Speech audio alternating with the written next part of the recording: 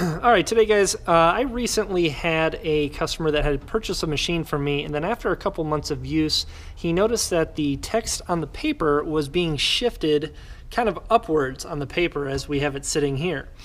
And I just happened to be in the area, so I stopped by and we talked a little bit and we tried a couple things. We couldn't really figure it out, but it turns out it was the easiest fix in the world. We just had a broken drawer.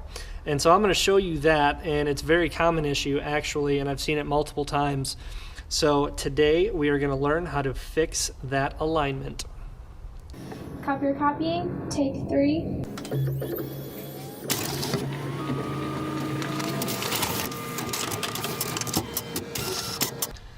Okay, so what we had was we had a standard drawer, and this will hold 550 sheets, and everything looked to be fine. The paper sat in there correctly. It wasn't angled or anything like that.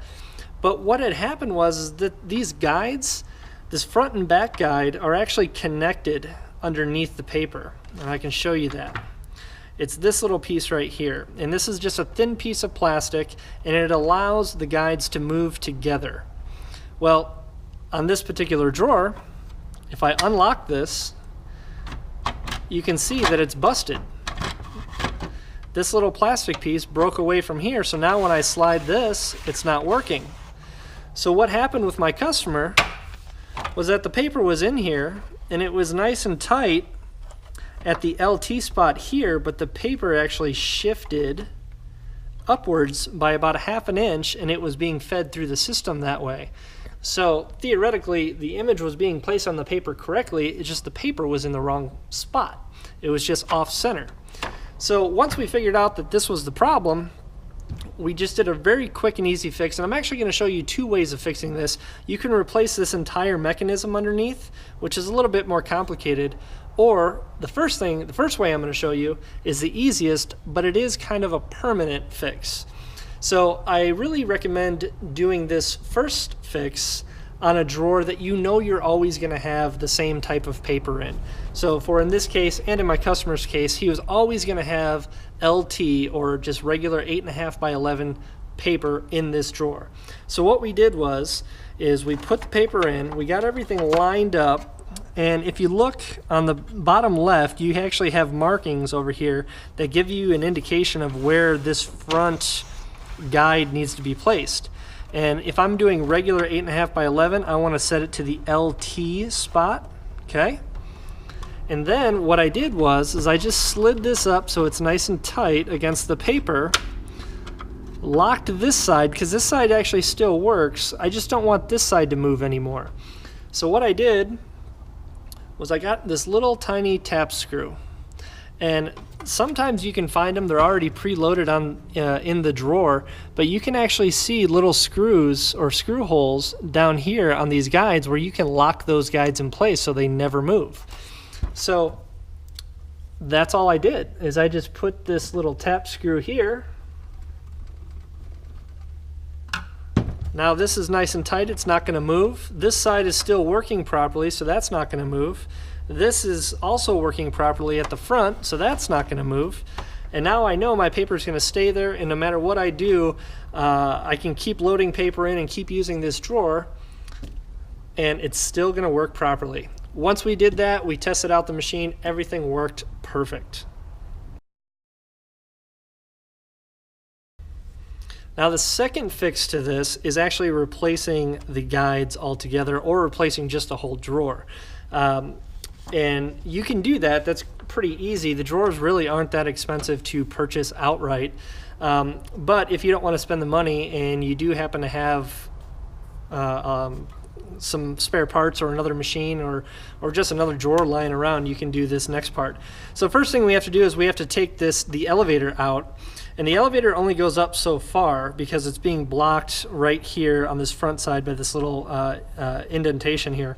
So what we want to do is we want to lift it up, but then we want to kind of bend it out around that peg, and then we can take it right out. And then here is where you can see the actual gear that's supposed to slide these together, okay? So we're going to need to take this out. And then there's the gear that kind of turns both sides. And then this piece, oh, I'm sorry, this piece comes right out. We're going to unlock that, and that comes right out. Okay? So this is where it busted off. So actually this entire piece is actually broken. So we'll set those aside. Now I actually have this other drawer that I'm going to take this back piece off of. Now this one here is actually a parts one. I've actually taken the gear mechanism underneath the elevator out for another drawer already. So I know this drawer isn't going to be going into use anytime soon. So again, I'm going to take the elevator out. And you can see it's missing the gear, but you can see that this whole piece is still connected. Okay, so I'm going to take that out, move this drawer aside, and then we're going to put this back in. And the way this works is you have to actually push it all the way to the front, get it down in its little grooves, and then slide it all the way back. Okay, now we're going to go ahead and put the gear back in. And you can see it has a little arrow and a little arrow. So I'm going to make sure that these are slid all the way out as far as they can go.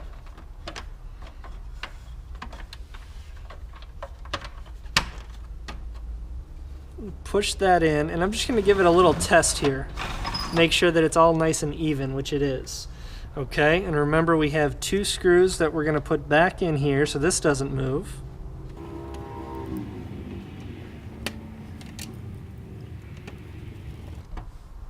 Okay, give it another test. Let's put the elevator back in. The elevator has to kind of go to a vertical first around its 2 pegs. And then again, as you go down, you have to push this front end in a little bit until it goes around the peg, and then it's down. Now we have a working and operational drawer.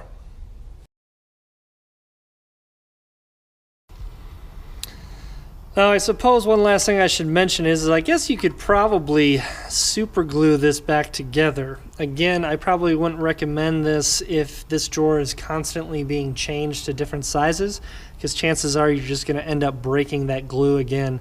But if it's a drawer that's going to keep the same size paper in it for pretty much its entire lifetime, go right ahead and super glue that back on. But I would also still recommend using that tap screw right here at the back just to make sure that this doesn't move.